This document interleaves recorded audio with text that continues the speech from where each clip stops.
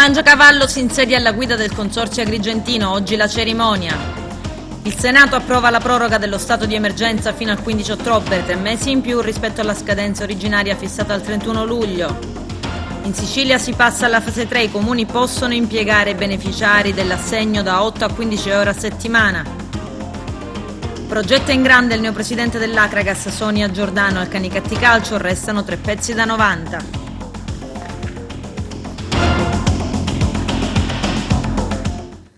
Bentrovati gentili telespettatori al nostro appuntamento con l'informazione. Oggi cerimonia di insediamento del nuovo presidente del Consorzio Universitario di Agrigento, Empedocle, e Nenè Mangiacavallo, Arturo Cantella. Si è svolto oggi presso l'Auditorium Livatino la cerimonia di insediamento che ha visto l'onorevole Mangiacavallo alla guida di Empedocle, Consorzio Universitario di Agrigento, insieme al vice Giovanni Di Maida, un rappresentante dell'Università degli Studi di Palermo Gioacchino Lavanco. Alla manifestazione erano presenti l'assessore regionale Roberto Lagalla, il magnifico rettore Fabrizio Mica, il sindaco della città di Agrigento Firetto, i rappresentanti istituzionali parlamentari regionali e tante autorità locali e provinciali. Con la ferma determinazione di rilanciare un ente che ha delle potenzialità straordinarie, partendo da una valutazione estremamente semplice ma a mio avviso efficace. Il ruolo dell'università è fondamentale per la diffusione della conoscenza e del sapere, il ruolo del territorio è altrettanto fondamentale per determinare il proprio progresso, la propria crescita e non solo culturale ma anche economica, quindi mettendo insieme queste due realtà e noi facendo da interfaccia per promuovere quella che oggi va sotto il nome di terza missione. C'è una perfetta integrazione fra il valore della cultura, il valore della conoscenza e la valorizzazione delle risorse che questo territorio esprime nel settore del turismo, dell'agricoltura, dei servizi sanitari, dell'enogastronomico, della zootecnia e così via.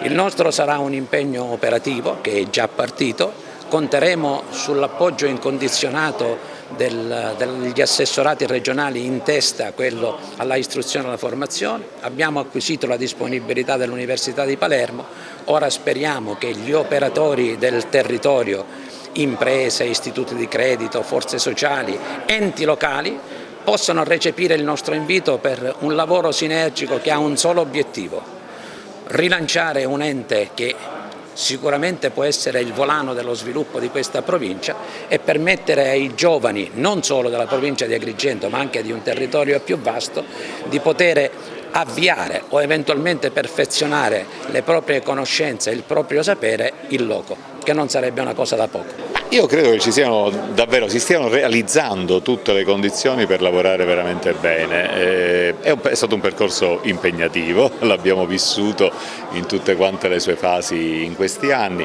però adesso abbiamo un'offerta formativa ampia che anche quest'anno si arricchisce, abbiamo una struttura di consorzio solida e ben rappresentata, quindi davvero adesso ci sono tutte le condizioni.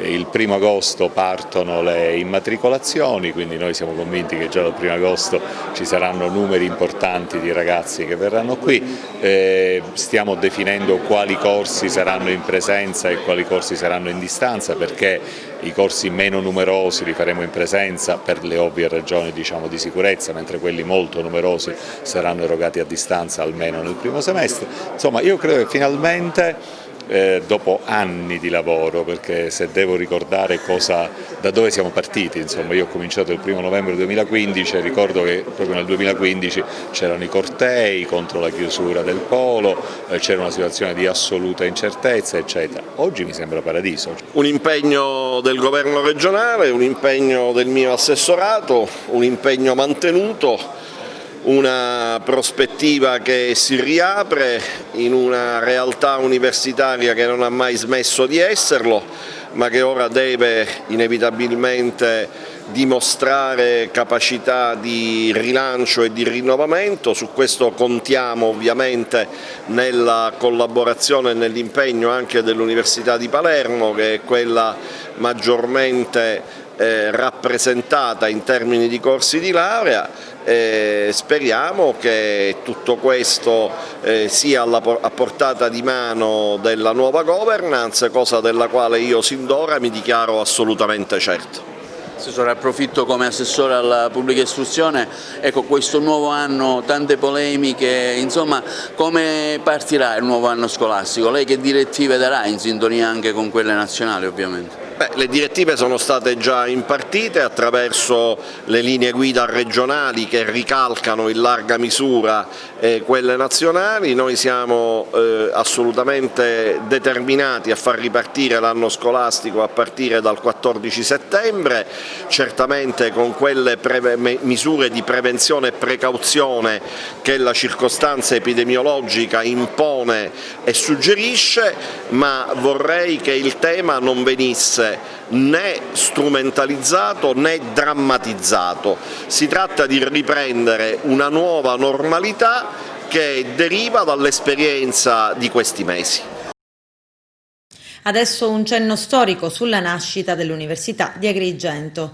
Il cenno storico è di Paolo Cilone, intervistato dal nostro direttore Arturo Cantella.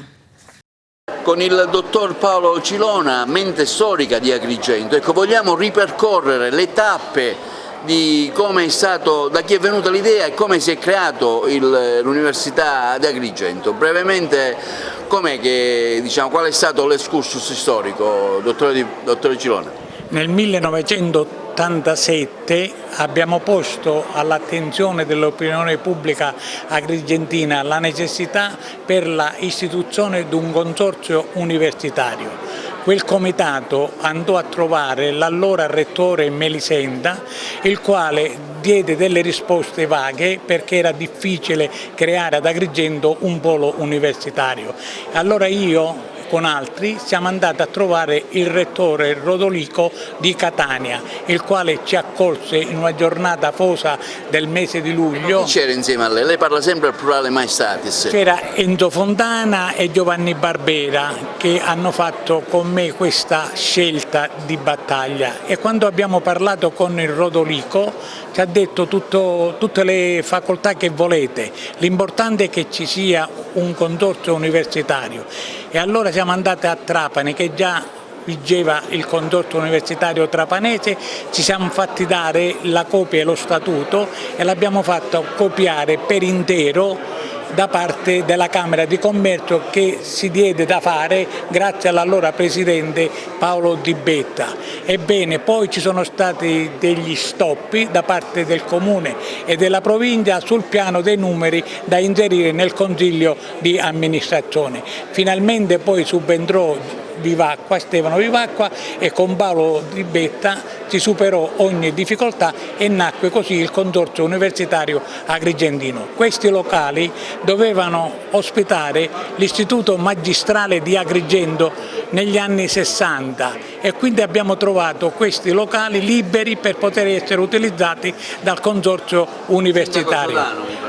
Dopo subentrò il sindaco Sodano, però le indicazioni le abbiamo date noi abbiamo fatto una grande battaglia per dare ad Agrigento il polo universitario, ci siamo riusciti, poi qualcuno ha fatto del consorzio una propria bandiera e da quel momento dai 4.800 studenti iscritti sono bastati poco, sempre poco, fino a quando oggi è una realtà tutta da rifare. Può rilanciare oggi? Penso in che sì. termini, dottore Cilone? Mediante innanzitutto le infrastrutture essenziali, perché Agrigento è separata, geograficamente si trova isolata, perché ha bisogno di strade, linee ferrate più veloci e soprattutto l'aeroporto. Senza l'aeroporto non si decolla in nessuna parte del mondo. Operazione Stele, mafia, furti e rapine. Tra i 24 arresti c'è anche un agrigentino. C'è il servizio. Dalle prime ore della mattinata odierna in Sicilia, Emilia-Romagna e Puglia, i carabinieri del comando provinciale di Palermo stanno eseguendo un'ordinanza di custodia cautelare in carcere emessa dal Tribunale di Palermo nei confronti di 24 persone ritenute a vario titolo responsabili di associazione per delinquere, estorsione, tentata rapina, detenzione illegale di armi, cessione illegale di armi, furto aggravato, ricettazione e simulazione di reato, produzione e traffico illegale di sostanze stupefacenti e lesioni personali. Le indagini seguite da un pool di magistrati coordinati dal procuratore aggiunto Ennio Petrigni e dai sostituti procuratori Giorgia Spiri e Felice De Benedettis hanno consentito di disarticolare 2 associazioni per delinquere risultate connesse con la criminalità organizzata radicate nei quartieri popolari CEP, Cruillas, San Giovanni Apostolo e Zen 2 del capoluogo siciliano, ma che operavano in tutto il territorio regionale.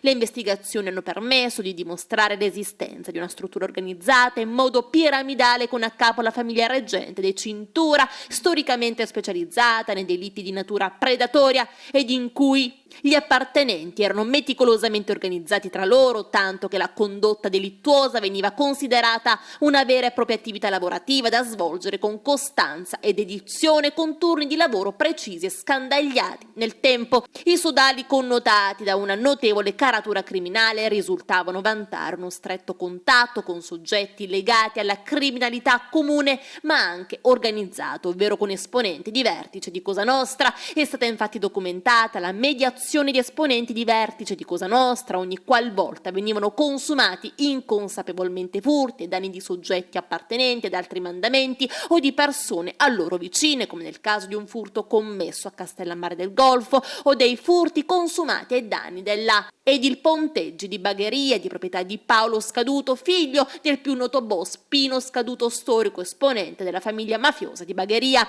La stretta vicinanza alla malavita comune e organizzata permetteva anche di acquisire importanti elementi di reità in ordine a delitti di altro genere legati alla produzione e al traffico di sostanze stupefacenti, nonché di acquisire gravi elementi di responsabilità penali e di notevole allarme sociale già confluiti nell'ambito della recente operazione Over Spacca Ossa.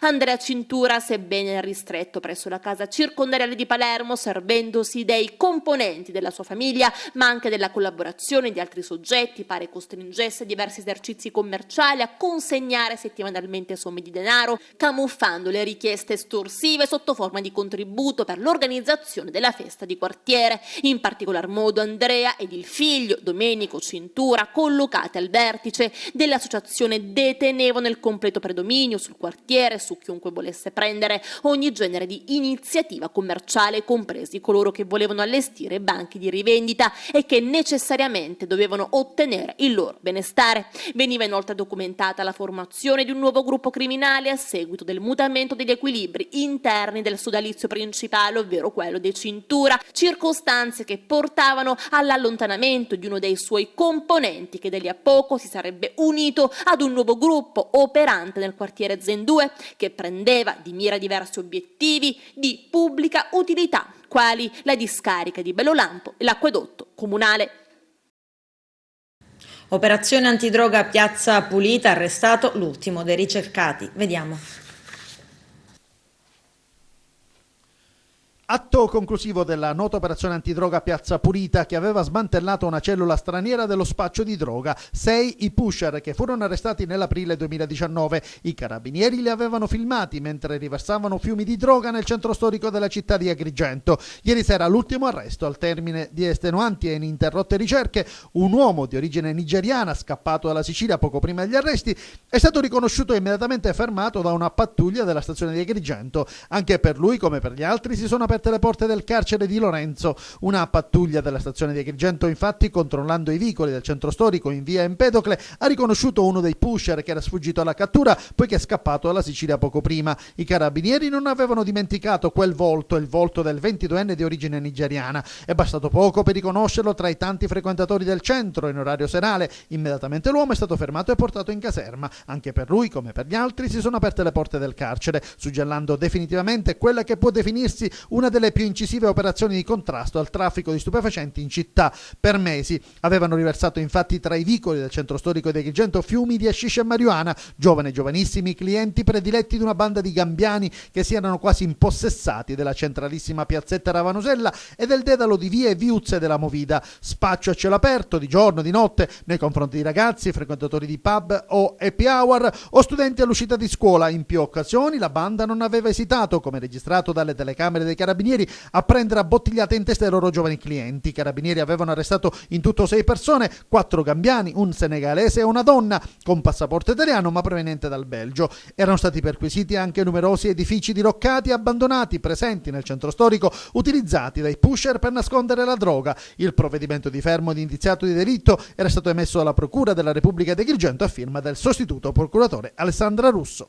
Il Senato approva la proroga dello stato d'emergenza fino al 15 ottobre, 3 mesi in più rispetto alla scadenza originaria fissata al 31 luglio. Lello Casesa. Il governo ha deciso di prorogare fino al 15 ottobre lo stato di emergenza. Al Senato, infatti, la maggioranza ha votato per la proroga sostenendo compatta l'esecutivo.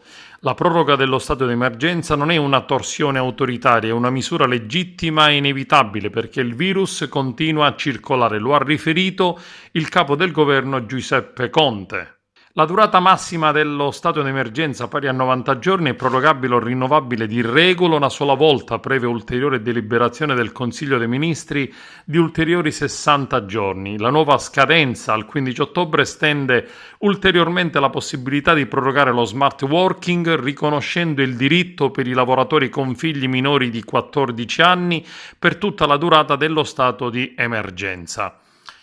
Lo stato d'emergenza permetterà infatti al commissario Domenico Arcuri di provvedere alle misure straordinarie per la scuola come l'acquisto dei banchi e l'acquisto di dispositivi di protezione, mascherine, gel, banchi e distanziatori di plexiglass, saltando alcuni passaggi per l'affidamento degli appalti che seguono percorsi agevolati.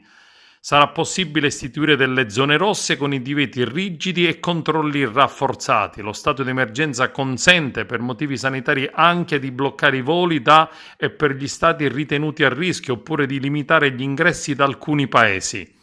In questo momento non può entrare in Italia chi proviene o è transitato da 16 paesi.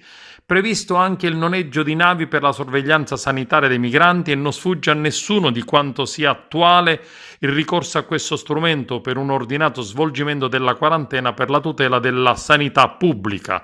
Proseguirà inoltre per i mesi successivi ad agosto l'anticipo dei termini di pagamento dei trattamenti pensionistici, degli assegni, delle pensioni e delle indennità di accompagnamento per gli invalidi civili. L'obiettivo è consentire un accesso contingentato e scaglionato presso gli uffici postali. La finestra prevista per la riscossione anticipata di agosto è dal 27 al 31 luglio.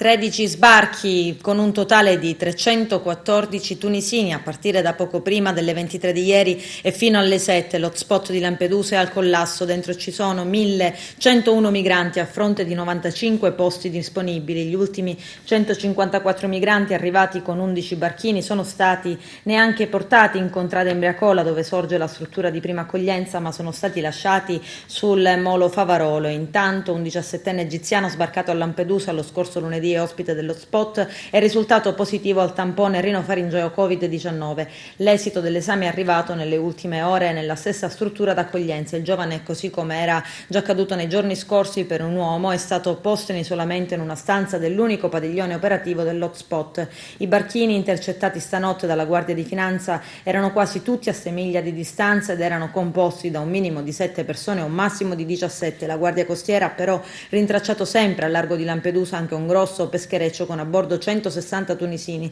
Ci sono stati inoltre 3 sbarchi autonomi. A mezzanotte sono stati rintracciati alla Cupola Bianca 12 tunisini. Alle 4:20 i carabinieri hanno bloccato un'altra dozzina di connazionali al molo Madonnina. Infine alle 7:30 sono stati 17 migranti sorpresi sempre nello stesso posto.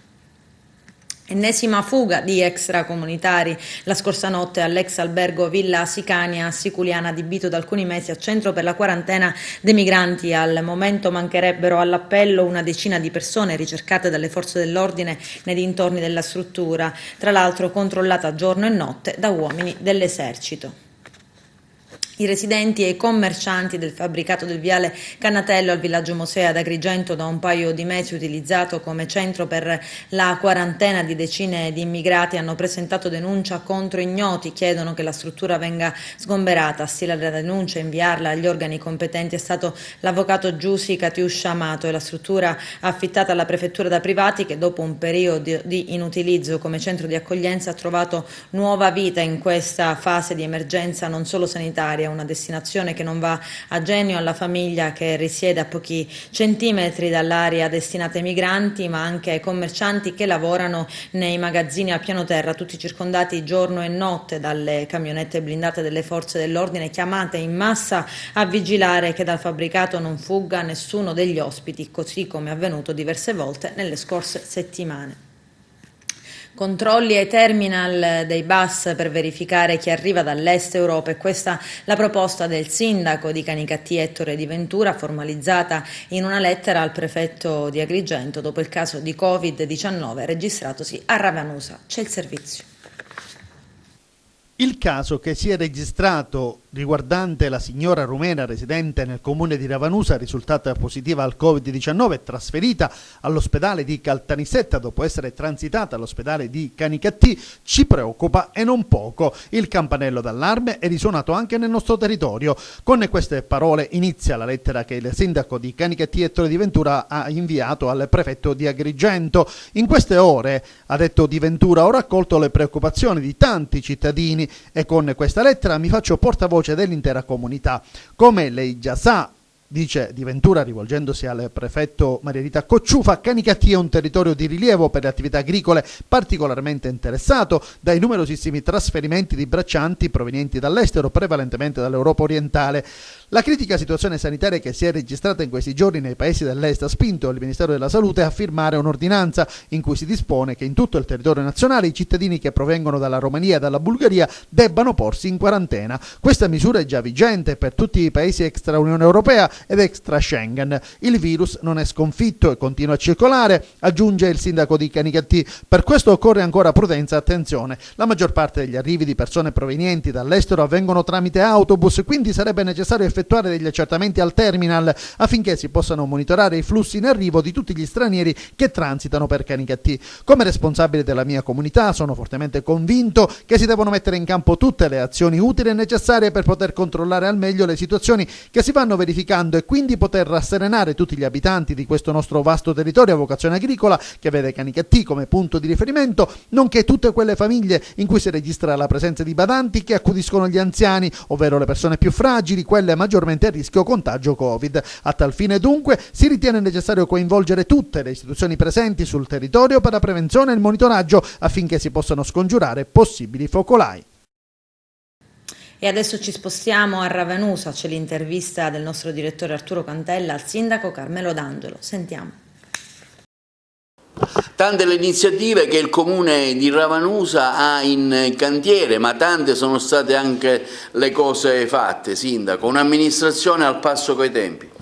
Sì, abbiamo iniziato tante attività dopo l'emergenza Covid, tanti cantieri. Ravanusa è un cantiere aperto, abbiamo ripreso i lavori del consolidamento per 7 milioni di euro, abbiamo mandato in gara il secondo lotto per altri 5 milioni di euro, ma abbiamo soprattutto avviato i lavori nelle scuole. Nella scuola Don Bosco un lavoro di ristrutturazione per 1.700.000 euro e lo stesso importo abbiamo avviato i lavori alla scuola Manzoni, anche qui per dare una ristrutturazione, efficientare l'edificio e anche sistemarlo dal punto di vista sismico.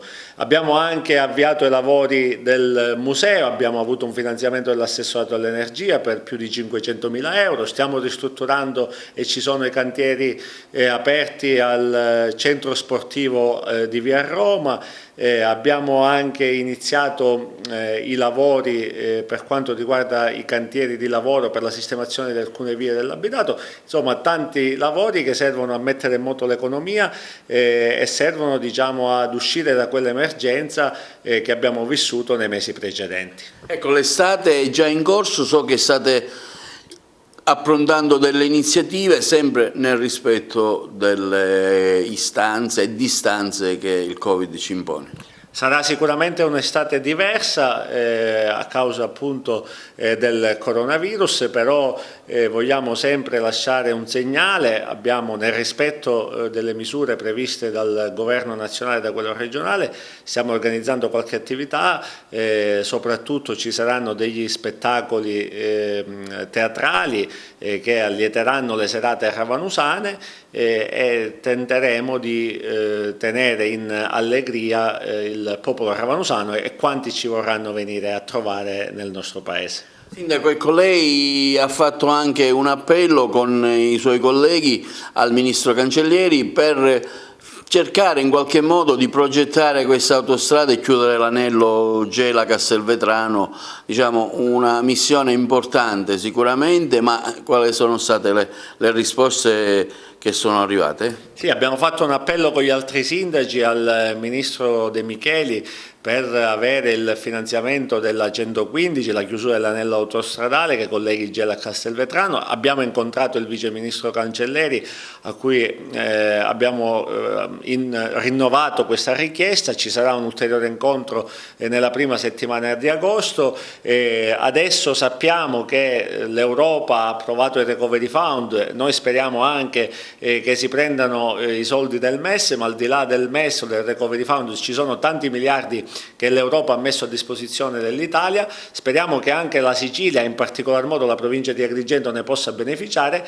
e credo che un intervento infrastrutturale importante, utile per la crescita del nostro territorio, che va a vantaggio della popolazione ma anche delle imprese, degli imprenditori e di tutte le attività, sia appunto la realizzazione di questa autostrada che finalmente si realizzi e che possa collegare agevolmente Castelvetrano a Gela. La Corte di Cassazione, accogliendo il ricorso degli avvocati Girolamo Rubino e Giuseppe Impiduglia, ha ribaltato il verdetto della Corte d'Appello, disponendo di fatto nuove elezioni a Casteltermini per il prossimo 4 e 5 ottobre. La vicenda scaturisce dalla querella nata in seguito all'ultima tornata elettorale nel paese agrigentino. A vincere in un primo momento era stato Gioacchino Nicastro, che però era stato dichiarato ineleggibile dalla Corte d'Appello in seguito al ricorso presentato dal competitore Filippo Pellitteri del Movimento 5 Stelle, che ne aveva preso il posto. In particolare la Corte di Cassazione ha dichiarato che la sostituzione del sindaco eletto Nicastro con Pellitteri verrebbe a ledere la prevalente esigenza di mantenere inalterata la scelta espressa attraverso le elezioni.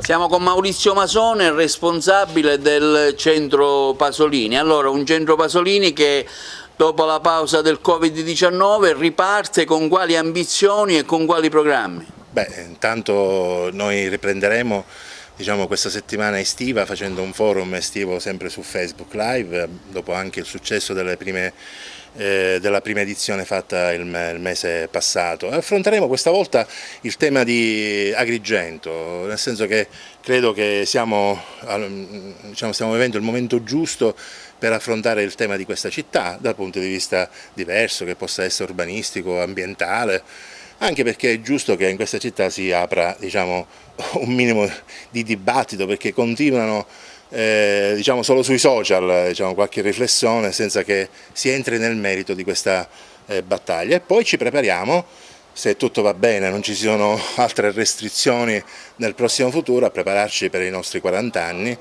e sarà un'attività che ci occuperà per tutto a cavallo tra la fine di quest'anno e parte del 2021, sempre tenendo conto delle possibilità delle risorse che si potranno recuperare. Cerchiamo anche qualche sponsor che ci potrà aiutare per poter raggiungere questi obiettivi.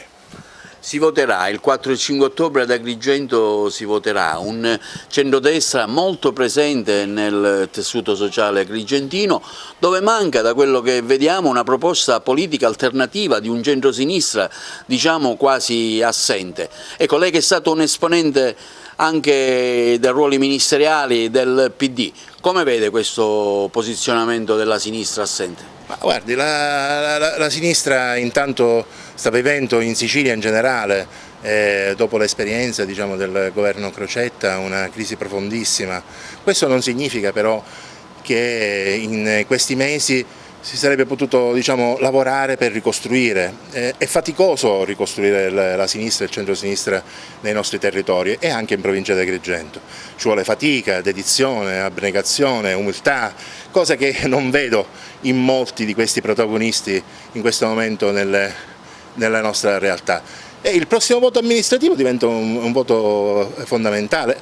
La sinistra esiste comunque nella società a prescindere dalla sua organizzazione, per questo va organizzato, il voto esiste, c'è una necessità profonda e devo dire anche che in questo momento, specialmente nella città di Agrigento, il centrodestra sta sviluppando iniziative, candidati. Io cosa dico? Questa è una città che ha la necessità di ricostruire l'essenza stessa della partecipazione alla vita pubblica. Il centro-sinistra esce dall'esperienza con Filetto, ognuno ne dà un'interpretazione diversa con tutte le carenze che ci sono state. Io immagino che ci siano ancora i margini, perché in questa città ci possa essere un momento dove tutte le forze, tutte le intelligenze, tutte le professioni legate a dei valori di solidarietà, io credo che possano riunirsi e dare un sostegno fattivo senza che si aiuti il centrodestra a riconquistare la città di Agrigento. Noi dobbiamo pensare che prima di tutto al futuro della città, che è legato a un obiettivo che si è originariamente costruito nel 2015. Io ricordo che nel 2015 con la candidatura Filetto si era trovato anche dentro il Partito Democratico l'unità, quella lista fu una lista unitaria, quindi perché non ricreare ad esempio un'idea di una lista per Agrigento, capace di mettere assieme tutte le forze riformiste, laiche, socialiste, cattoliche. Noi questa esperienza l'abbiamo fatta, è stato sempre un successo perché gli agrigentini ne hanno riconosciuto serietà, competenza e servizio per la città. Io credo che ci siano ancora le condizioni e penso quindi che chi ne ha le responsabilità pensi di mettere in campo anche una prospettiva, un'opportunità come questa. Sciolto per mafia il Consiglio Comunale di Partinico, arriva un commissario per 18 mesi. I dettagli nel servizio. Ciò che sino a ieri pareva essere una notizia priva di reale fondamento e veridicità adesso trova estremo consenso nella cronaca e non di certo suon di note positive. È stato infatti sciolto per infiltrazioni mafiose il comune di Partinico in provincia di Palermo, il Consiglio dei Ministri su proposta del ministro dell'Interno Luciana Lamorgese ha deliberato lo scioglimento per mafia del Consiglio Comunale per i prossimi 18 mesi. Salteranno dunque le elezioni programmate per il prossimo autunno, l'ispezione condotta ad ampio raggio dai militari dell'Arma nonché da polizia e fiamme gialle già nei mesi scorsi all'interno del municipio avrebbe chiaramente scoperchiato un calderone di ingerenza da parte della criminalità organizzata che avrebbero compromesso l'imparzialità e il buon andamento dell'attività amministrativa. In particolare l'ispezione delle forze dell'ordine si sarebbe concentrata sull'affidamento di alcuni servizi fondamentali per la comunità di Partinico, dalle gare d'appalto per il servizio della raccolta dei rifiuti e servizi sociali di cui le pagine di cronaca si sono ampiamente occupate. Le dimissioni dell'ex sindaco Maurizio De Luca, arrivate nel giugno 2019 dopo appena 11 mesi dalla sua elezione alla guida della città, avevano già acceso i riflettori degli inquirenti sull'amministrazione tutta. In alcuni passaggi della relazione consegnata dagli ispettori alla prefettura di Palermo viene evidenziato come proprio l'ex sindaco De Luca sarebbe stato addirittura osteggiato dalla sua stessa maggioranza nel portare avanti provvedimenti per il ripristino della legalità e il risanamento finanziario dell'ente. Nella relazione si fa menzione anche alle operazioni antimafia avvenute nel Partenicese tra il 2005 e il 2018, con particolare attenzione all'operazione Game Over che avrebbe svelato intrecci tra ambienti malavitosi e giri di scommesse. Sulla base della stessa relazione sarebbero emersi pregiudizievoli collegamenti tra la compagine di governo e la criminalità organizzata che oggi hanno determinato lo scioglimento del comune. Nei prossimi giorni il Presidente della Repubblica Repubblica Sergio Mattarella firmerà il provvedimento del Consiglio dei Ministri del Comune di Partinico, attualmente guidato da un commissario straordinario nominato dal presidente della Regione Musumeci. Sarà ufficialmente guidato dai commissari prefettizi. Era solo dicembre dello scorso anno quando Partinico si apprestava a vivere il suo terzo commissariamento e solo lo scorso febbraio quando le luci furono direttamente puntate su presunte spese pazze all'interno del Palazzo di Città. In quel caso, nel bel mezzo di una consolidata bufera, fu trascinato il commissario straordinario Rosario Arena, ex ufficiale della Guardia di Finanza, il quale a sua volta fece scattare il cosiddetto scandalo Gettonopoli, secondo cui diversi consiglieri avrebbero incassato importi derivanti da gettoni di presenza per la partecipazione alle commissioni consiliari non dovute. E poi risale al gennaio invece l'insediamento della commissione inviata dal Ministero dell'Interno per verificare la presenza di presunte infiltrazioni mafiose. 3 in tutto gli ispettori, accompagnati da un quarto nominato dalla prefettura di Palermo. Nella commissione a figurare erano un ufficiale dei Carabinieri, un commissario di polizia e un ufficiale della Guardia di Finanza, coadiuvati da un ispettore prefettizio. Ora la resa dei conti. In Sicilia parte la fase 3 del reddito di cittadinanza, quella che prevede la possibilità per i comuni di impiegare i beneficiari dell'assegno da 8 a 15 ore a settimana. Il servizio di Lello Casesa. Dopo i PIP, gli ex articolo 23, i COCOCO arriveranno i PUC, cioè i progetti utili alla collettività. Sono le persone che in Sicilia ricevono il reddito di cittadinanza, sono 53.000 che presto potrebbero essere utilizzati dai comuni per interventi legati alla collettività. Le risorse disponibili sono 46 milioni di euro provenienti dal Fondo Povertà.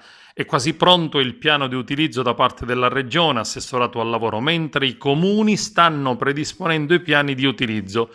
Si occuperanno di interventi nei mercati, nei musei, nelle aree verdi e nelle spiagge.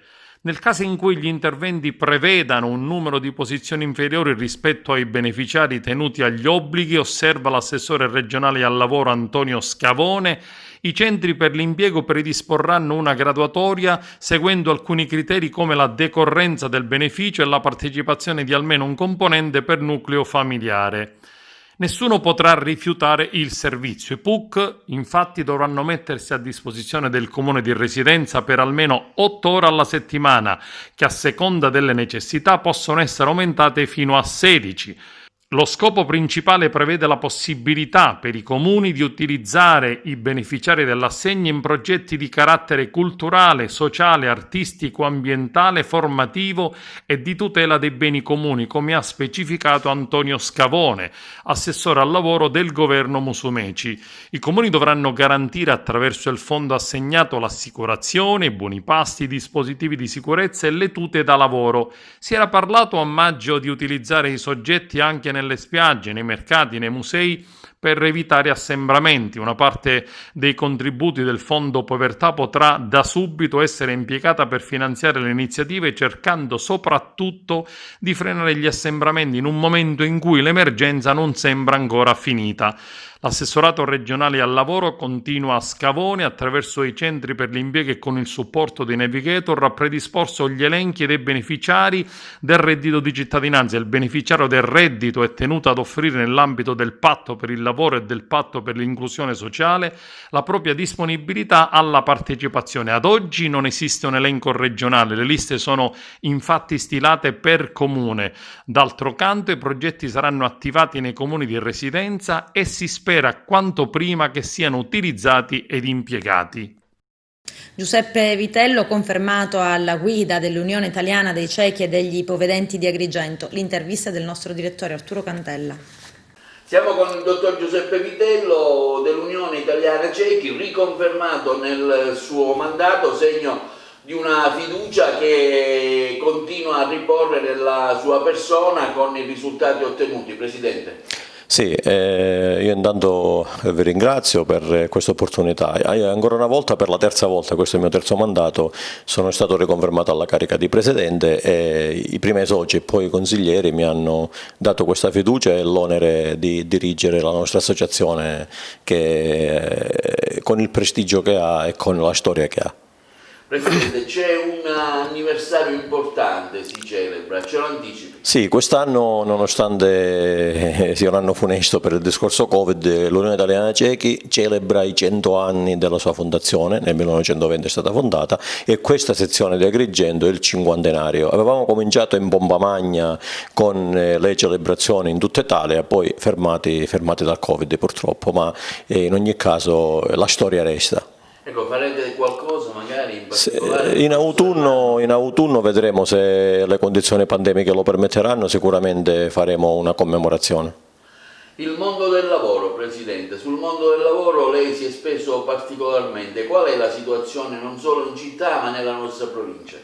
Ma il lavoro, nonostante noi non vedenti in Italia abbiamo tante leggi che disciplinano il collocamento obbligatorio dei non vedenti, molte amministrazioni, sia pubbliche che private, cercano di eludere questo vincolo e con molta fatica riusciamo ormai a collocare i nostri centralinisti. Gli ultimi due sono stati il 22 di giugno, uno al comune di Montallegro e uno a Sciacca, e per noi questa è una grande conquista. Uno dei fondatori dell'Unione Italiana Cechi, che era Paolo Bentivoglio, diceva che il lavoro è luce che ritorna, e per noi è questo il lavoro, perché un ceco che lavora diventa cittadino, diventa contribuente e diventa anche padre di famiglia, può costruirsi un futuro, un avvenire come tutti gli altri. Si chiama proprio inclusione.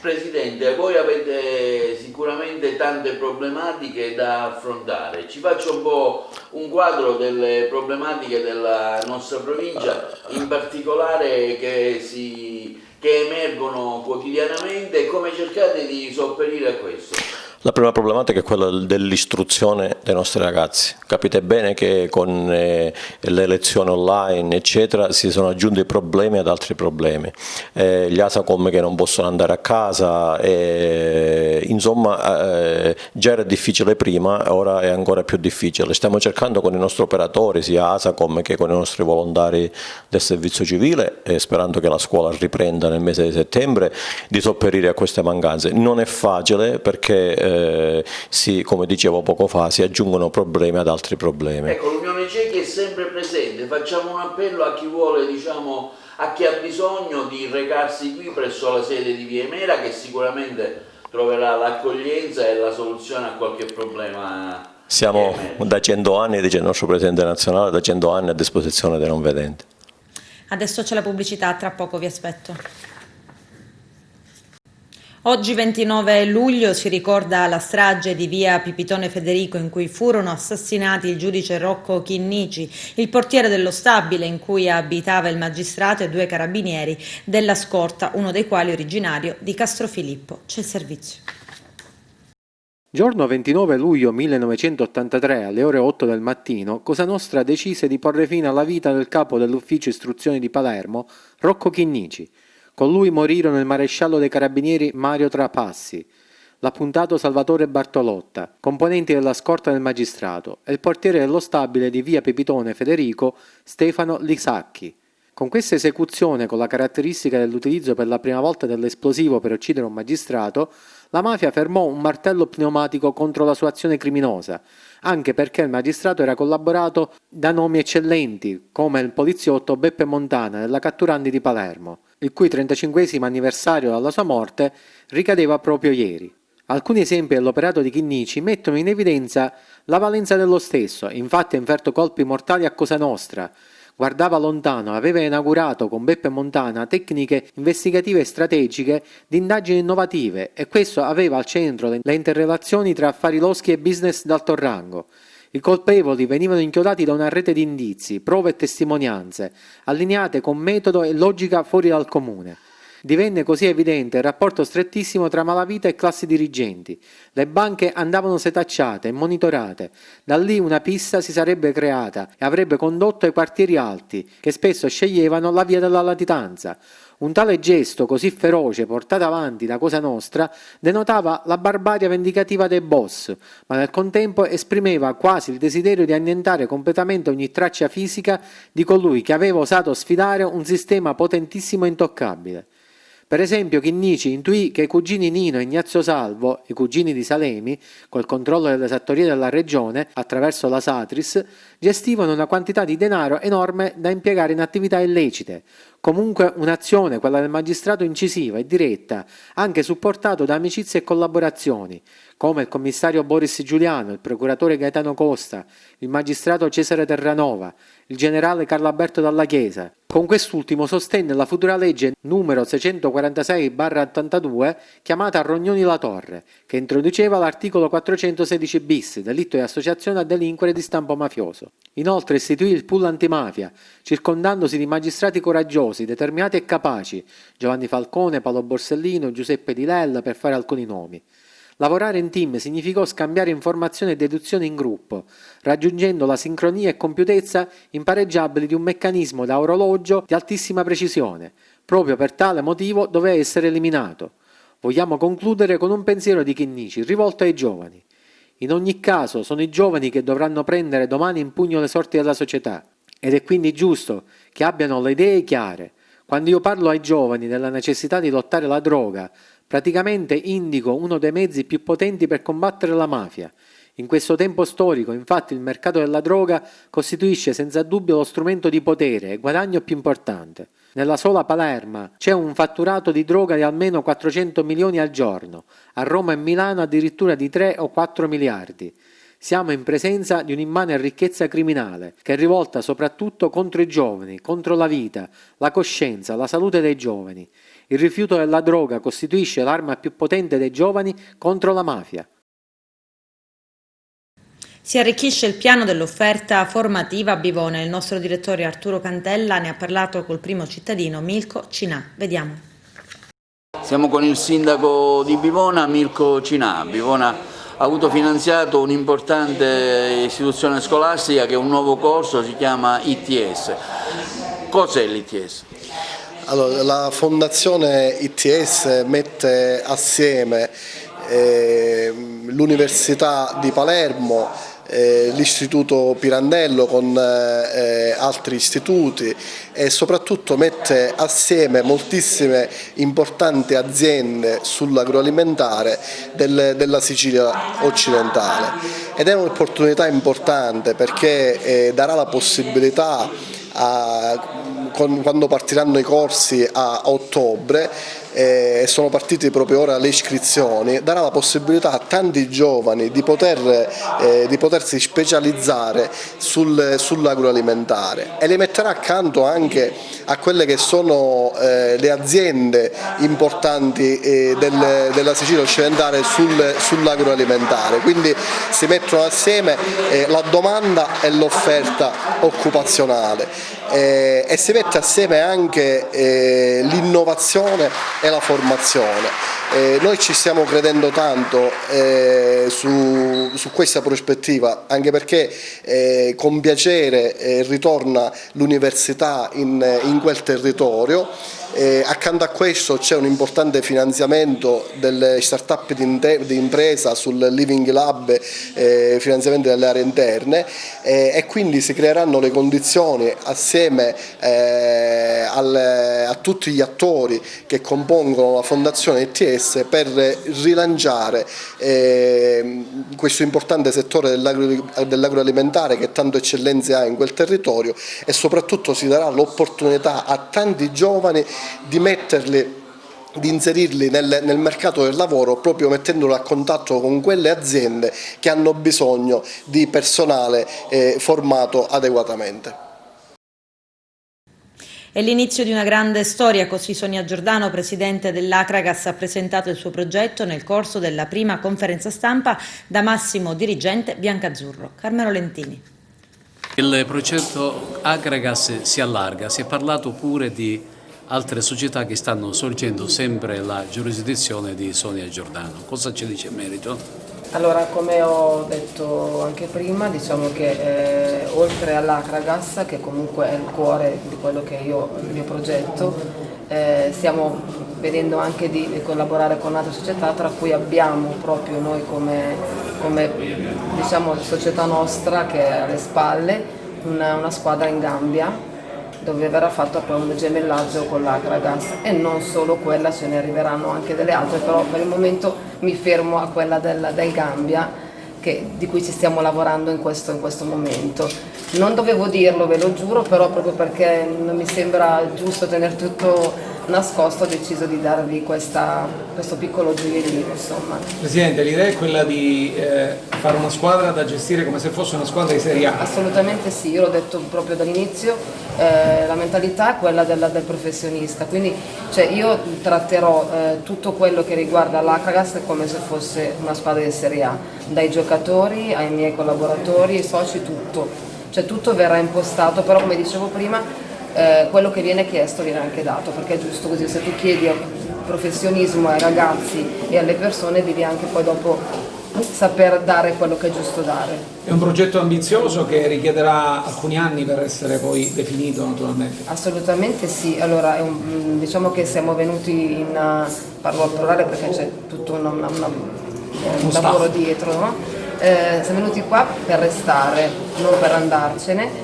Io spero già nei primi 3 anni di poter fare delle cose molto grandi, perché diciamo che oggi è l'inizio di una storia di una squadra che è nata in Sicilia, che è molto importante come società, i tifosi sono molto molto molto calorosi, quindi c'è proprio già da loro una mentalità di professionisti, quindi diciamo che è la storia di questa squadra che sta nascendo di nuovo, diciamo così, insomma per adesso diciamo questo. Io spero di portarla dove veramente merita di andare, con i tifosi, con la società, con tutti, con ragazzi che voglio dire a partire dal segretario, tutti sono delle persone eccezionali, che anche se sono dall'altra parte dell'Italia mi informano minuto per minuto quello che succede, e io cerco di esserci tutte le volte che posso qua, però le distanze ci sono, insomma.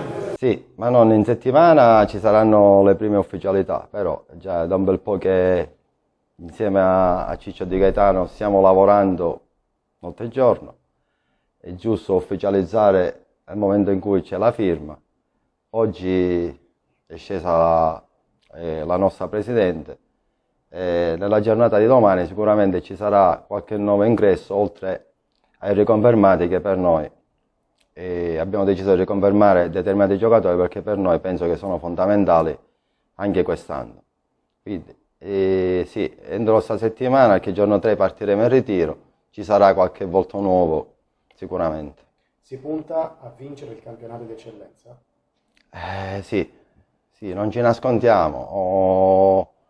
Come si dice, la signora Giordana è venuta da Agrigento intanto per cercare di fare qualcosa di importante. Poi noi, fortunatamente, abbiamo dietro quest'anno una grossissima società. Penso che sta a noi, addetti ai lavori, portare a termine un campionato di vertice, iniziarlo e portarlo a termine nei migliori modi possibili. 3 riconferme in casa Canicattì Calcio, 3 pezzi da 90 che restano alla corte di Pippetto Romano. I dettagli nel servizio. Il Canicattì Calcio si assicura le prestazioni di 3 pezzi da 90 del panorama calcistico siciliano. Il numero 1, Federico Valenti, portiere classe 1993, ha infatti deciso di restare a Canicattì e non ha ceduto alle lusinghe che provenivano dalle sirene della vicina Licata di Serie D. Federico Valenti vestirà dunque per la seconda stagione consecutiva la maglia biancorossa. Il forte portiere originario di Favara non ha bisogno di presentazioni, un top per la categoria. Valenti continuerà il suo percorso in biancorosso sotto la guida del preparatore Daniele Trombino e del mister Pippetto Romano. Oltre a Valenti continuerà a vestire la casacca biancorossa anche il talentuoso giovane Giuseppe Iezzi, 19 anni, esterno d'attacco. Iezzi è alla 3ª stagione consecutiva con la società biancorossa. Il giovane promettente palermitano nella passata stagione si è messo in evidenza sotto la guida tecnica di Pippo Romano, realizzando ben 11 reti, una crescita importante per Iezzi che continuerà anche in questa stagione. Il terzo colpo di mercato riguarda Simone Fiore, terzino classe 2001 per la seconda stagione consecutiva con la maglia biancorossa. Il giovane promettente foggiano nella passata stagione ha fatto bene sotto la guida di Pippo Romano, sfornando quando chiamato in causa buone prestazioni,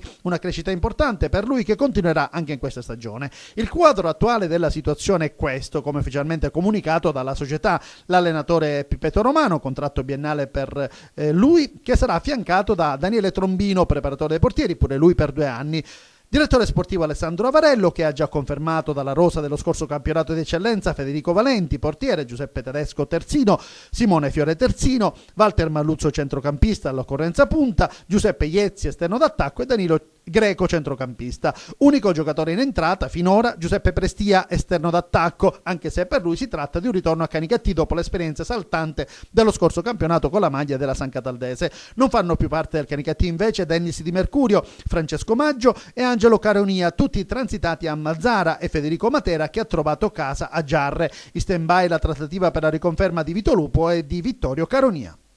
Con questo è tutto, termina qui l'edizione del telegiornale. Grazie per essere stati con noi e a presto.